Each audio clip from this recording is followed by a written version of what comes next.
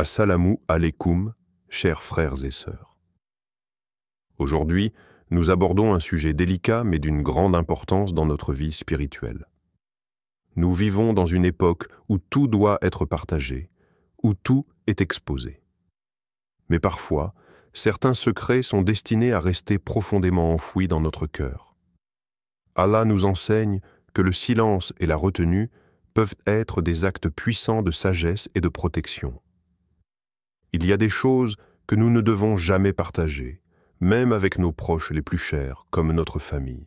Ces secrets, parfois inconscients, peuvent avoir un impact spirituel profond si nous les exposons.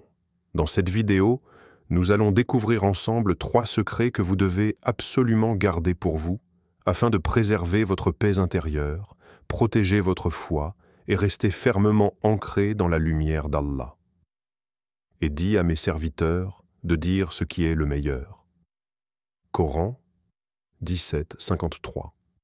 Ce verset nous rappelle l'importance de la parole et de ce que nous choisissons de partager. Mais parfois, le silence est une forme de sagesse.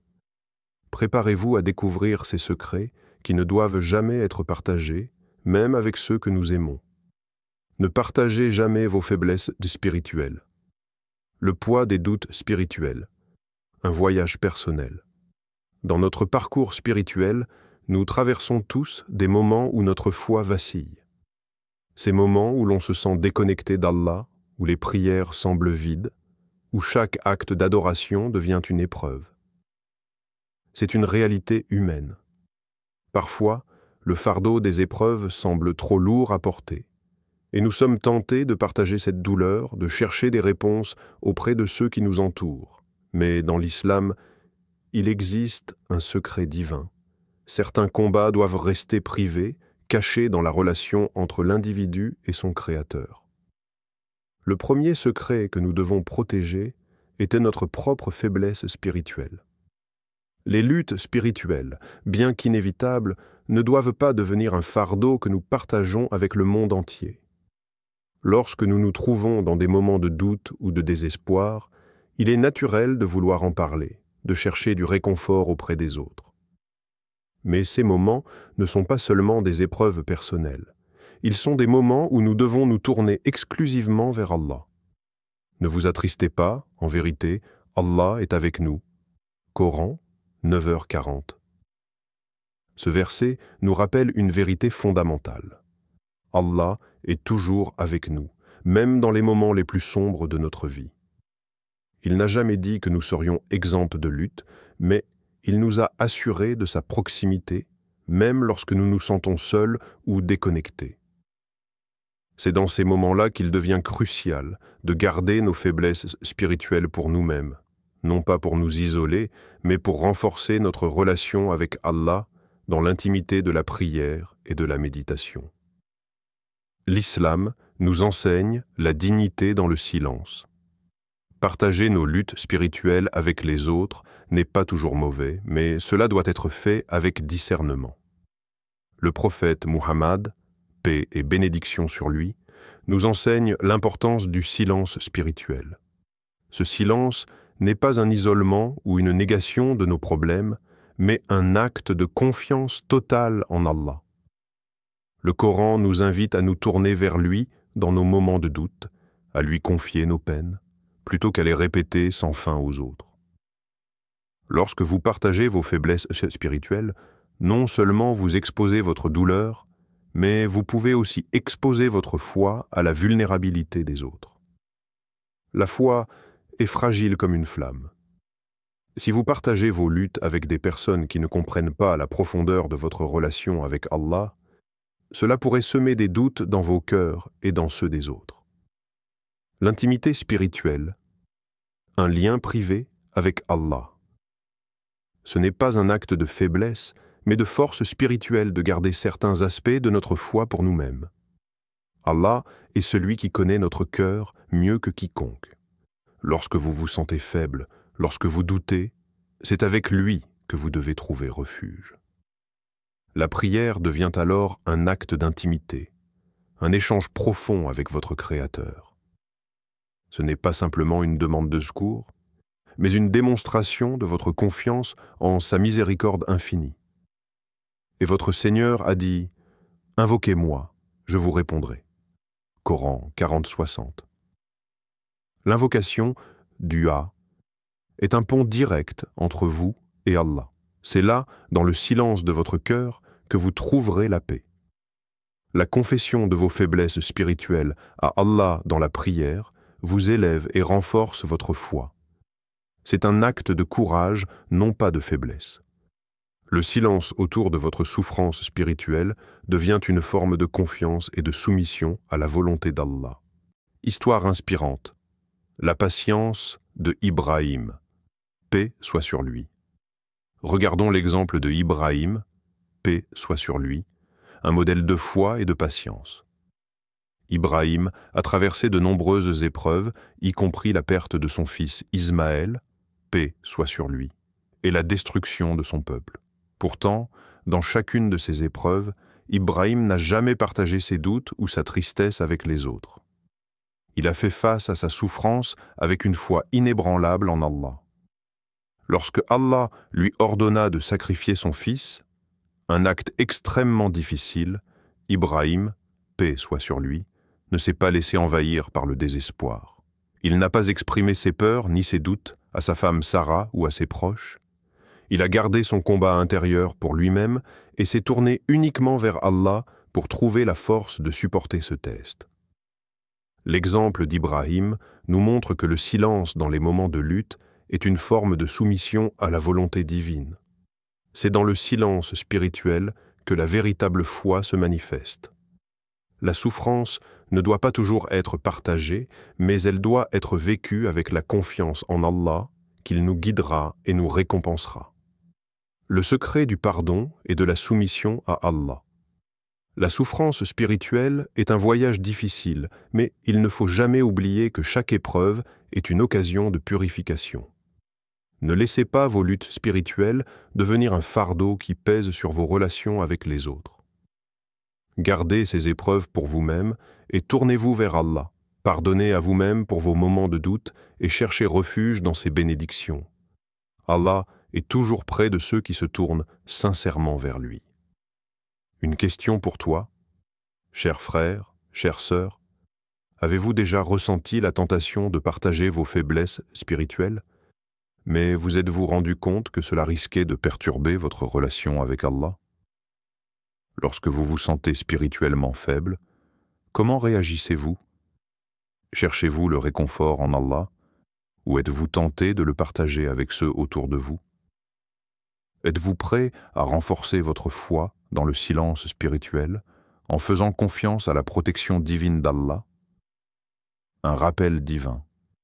Les épreuves spirituelles font partie de notre voyage vers Allah.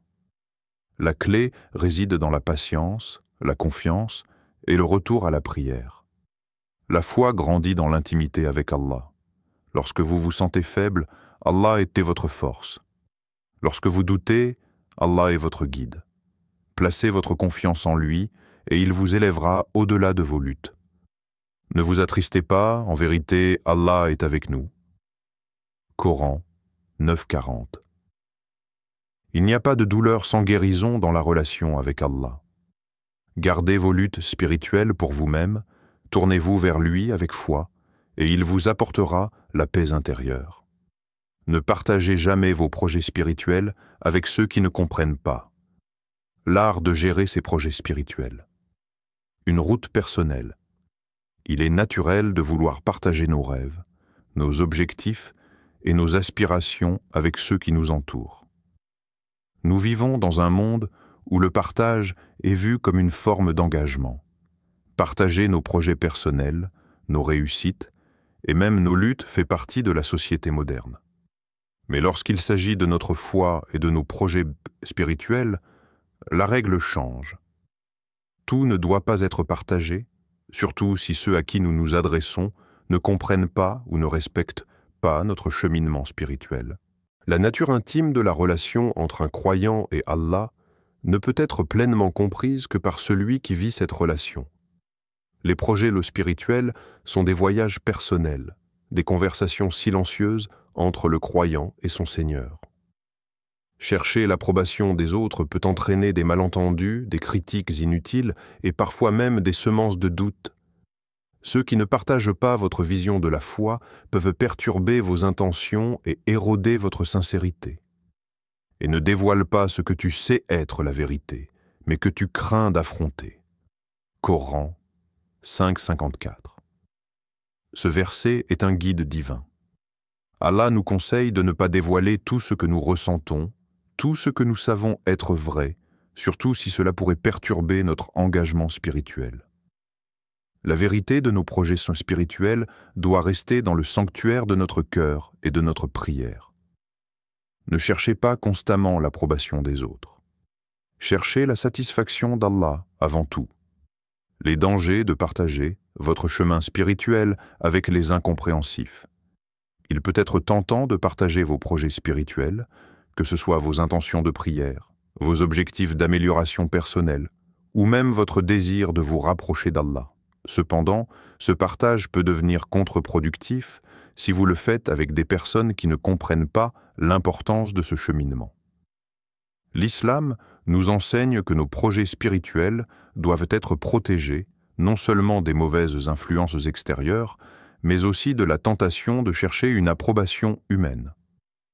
Lorsque vous partagez vos projets spirituels avec des personnes qui ne partagent pas la même vision ou qui n'ont pas de compréhension spirituelle profonde, vous risquez de perturber votre propre vision et de laisser place à des doutes. Le monde dans lequel nous vivons est rempli de distractions et d'idées contradictoires, et ces influences peuvent facilement nous détourner de notre véritable but, qui est la recherche de la satisfaction d'Allah. Histoire inspirante. L'histoire de Khadija, qu'Allah soit satisfait d'elle, un exemple frappant dans la vie du prophète Mohammed, paix et bénédiction sur lui, nous vient de Khadija, son épouse bien-aimée, qui a joué un rôle fondamental dans la diffusion de l'islam. Lorsqu'elle a appris la vérité sur la mission prophétique de son mari, elle a réagi avec calme, foi et soutien inébranlable. Elle n'a pas cherché l'approbation des autres, mais elle a agi dans le silence et la dignité, en soutenant le prophète dans la mission divine qu'il allait accomplir. Khadija savait que ce chemin était unique, qu'il ne pouvait être compris que par ceux qui étaient spirituellement éveillés. Elle n'a pas révélé ses propres doutes ou ses difficultés à ses proches. Au lieu de cela, elle a mis toute sa foi en Allah et a soutenu le prophète sans hésitation. Elle a compris que la véritable réussite spirituelle ne réside pas dans l'approbation extérieure, mais dans l'accomplissement des projets spirituels qui nourrissent l'âme. Son soutien était personnel et profond. Elle a choisi de ne pas partager son cheminement avec ceux qui n'étaient pas prêts à le comprendre. Elle a gardé sa foi pour elle-même et a renforcé la mission du prophète en restant fidèle à Allah. Le silence, un acte de pureté spirituelle. L'islam nous enseigne que le chemin spirituel doit être privé, comme une conversation intime entre vous et Allah. Les projets spirituels ne doivent pas être vus comme un concours pour impressionner les autres. Lorsque vous partagez vos ambitions spirituelles avec des personnes qui ne partagent pas cette même vision, vous les exposez non seulement à des critiques potentielles, mais aussi à des influences négatives qui peuvent diluer l'intensité de votre engagement. Dans ce monde bruyant et plein de distractions, il est essentiel de protéger vos projets spirituels comme des trésors. Ils ne doivent pas être exposés aux regards critiques ou au jugement extérieur. Votre relation avec Allah est sacrée, et elle mérite d'être cultivée dans un espace de silence spirituel, à l'abri des influences extérieures. Le silence autour de vos projets spirituels permet de préserver l'authenticité de votre relation avec Allah. C'est dans ce silence que votre foi devient plus forte, plus profonde et plus sincère. Une question pour toi. Chers frères, chères sœurs, avez-vous déjà partagé vos projets spirituels avec des personnes qui ne les comprenaient pas? Est-ce que vous vous êtes déjà senti influencé par les opinions extérieures? Avez-vous réalisé que partager trop de détails de vos objectifs spirituels pourrait affaiblir votre connexion avec Allah Es-tu prêt à garder tes aspirations spirituelles dans un espace privé avec Allah, à préserver cette relation pure et sans l'influence d'autrui? Le silence. Un acte de confiance et de foi. Le silence, lorsqu'il est lié à nos projets spirituels, n'est pas un signe de faiblesse, mais un acte de confiance totale en Allah. Lorsque vous choisissez de ne pas partager vos projets avec ceux qui ne comprennent pas, vous choisissez de les confier directement à Allah. Vous gardez vos intentions pures, loin des distractions et des critiques. Cela renforce votre foi et vous rapproche de la voie que vous avez choisie, celle de servir Allah. Et ne dévoile pas ce que tu sais être la vérité, mais que tu crains d'affronter. Coran 5,54. Ce verset nous guide dans la manière de traiter nos projets spirituels. Ne les exposez pas aux influences extérieures si elles risquent de nuire à votre sincérité. Gardez-les dans le sanctuaire de votre cœur et de vos prières, où Allah seul peut les apprécier et les bénir. Un rappel divin. Les projets spirituels sont le reflet de notre relation personnelle avec Allah. Protégez-les comme un trésor précieux. Gardez-les dans le silence et la confidentialité. Cherchez toujours à plaire à Allah sans chercher à plaire aux autres. La véritable réussite ne réside pas dans l'approbation des autres, mais dans la satisfaction d'Allah. Que votre voyage spirituel soit rempli de lumière, de foi et de sincérité. Ne partagez jamais vos doutes et incertitudes sur Allah, le poids invisible du doute, la volonté divine et la foi. Dans chaque parcours spirituel, il y a des moments de doute et d'incertitude, où la foi semble vaciller sous le poids des épreuves. Les difficultés de la vie peuvent semer des graines de doute dans notre cœur, et il est naturel, humain, d'avoir des moments où on se demande pourquoi certaines épreuves nous frappent. C'est une réalité, un aspect inévitable de la condition humaine. Tout le monde, dans un moment de faiblesse, peut se poser des questions sur la volonté divine. Pourquoi ces souffrances? Pourquoi cette épreuve? Est-ce que la volonté d'Allah est juste? Ces questions ne sont pas nouvelles. Les compagnons du prophète Muhammad, paix et bénédiction sur lui, ont eux aussi traversé des moments de doute, mais ce qui les distinguait, c'est leur capacité à surmonter ces doutes avec une foi inébranlable. L'important, cependant, est de comprendre que vos pensées et doutes concernant Allah doivent rester sacrés et privés. Il ne faut jamais partager des pensées négatives ou des incertitudes concernant la volonté divine, car ce doute ne doit pas être alimenté par les autres, et il ne doit surtout pas affecter votre relation intime avec Allah. Allah ne vous charge que selon votre capacité. Coran 286. Ce verset est un rappel divin que chaque épreuve, chaque difficulté que nous rencontrons est ajustée à notre capacité à la supporter. C'est une promesse qu'Allah, dans sa sagesse infinie, ne nous teste pas au-delà de ce que nous pouvons endurer. Pourtant, lorsqu'on traverse des moments difficiles, il est naturel d'avoir des pensées négatives. Mais l'important est de ne pas permettre à ces pensées de gouverner notre perception d'Allah. Le doute et la foi. Un combat intérieur, les doutes peuvent surgir dans notre cœur, souvent dans les moments les plus sombres de la vie. Mais il est essentiel de se rappeler que le doute est humain, il fait partie de la nature de l'âme humaine. Ce n'est pas un péché d'avoir des doutes, mais ce qui compte, c'est ce que nous faisons avec ces doutes. Il est crucial de comprendre que la foi doit être plus forte que le doute. Le doute, bien qu'inévitable, ne doit jamais prendre racine dans votre cœur. Il doit être temporaire et être remplacé par une confiance ferme en la miséricorde et la sagesse d'Allah. C'est dans ces moments de doute que nous devons chercher refuge auprès d'Allah, avec humilité et sincérité. Au lieu de parler de vos doutes et de semer le doute dans votre propre cœur et celui des autres, tournez-vous vers Allah dans la prière. Cherchez à purifier votre âme avec des invocations, la lecture du Coran et la constance dans la prière. Histoire inspirante, l'inébranlable foi de Ayoub, paix soit sur lui. Un exemple glorieux de la gestion du doute et des épreuves se trouve dans l'histoire de Ayoub, paix soit sur lui. Ayoub est un prophète qui a été frappé par des épreuves d'une ampleur inimaginable. Sa santé s'est détériorée, sa richesse a disparu, sa famille a été décimée et pourtant il n'a jamais douté de la volonté d'Allah. Il n'a jamais laissé la douleur et la souffrance ébranler sa foi. Plutôt que de se laisser submerger par le doute, Ayoub a trouvé du réconfort dans la prière. Il a persévéré avec patience et gratitude, même quand il était seul, sans personne pour le soutenir.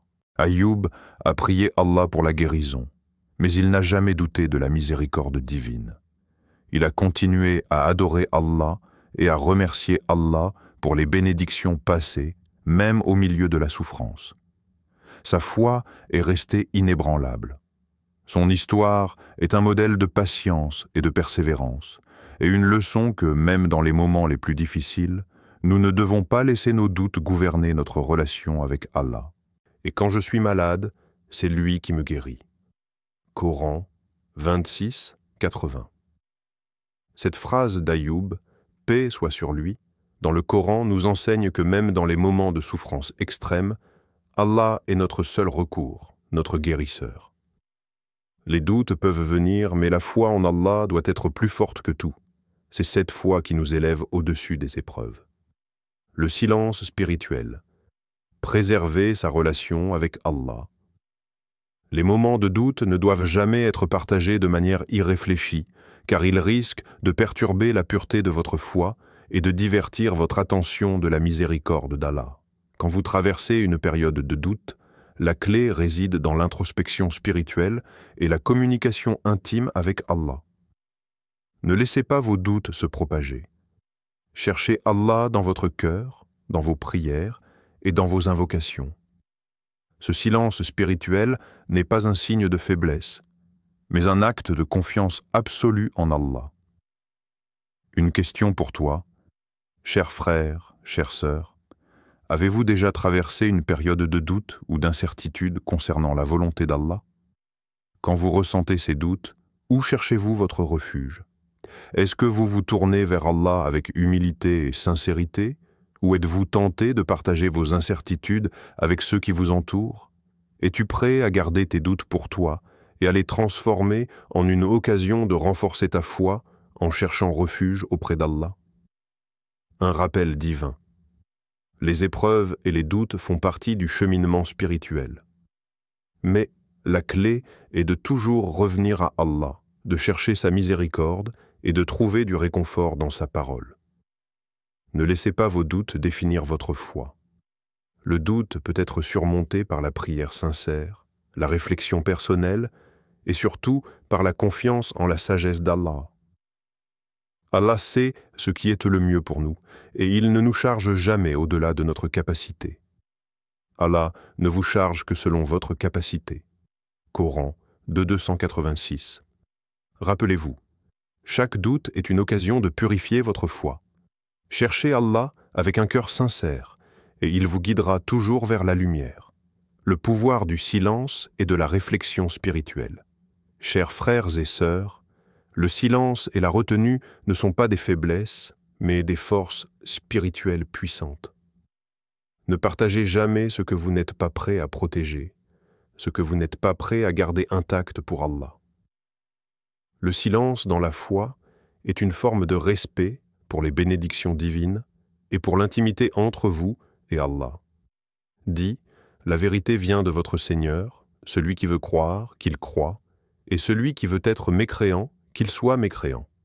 Coran 18-29. En gardant ces secrets pour vous, vous renforcez votre connexion avec Allah et vous vous protégez contre les influences extérieures qui cherchent à déstabiliser votre cœur. Restez fidèle à vos projets spirituels, à votre foi et à votre relation avec Allah. Si cette vidéo vous a apporté de la clarté, n'oubliez pas de vous abonner, de liker et de partager ce message. Que la paix et la bénédiction d'Allah soient sur Bid, d'en un soit sur vous. Twilight.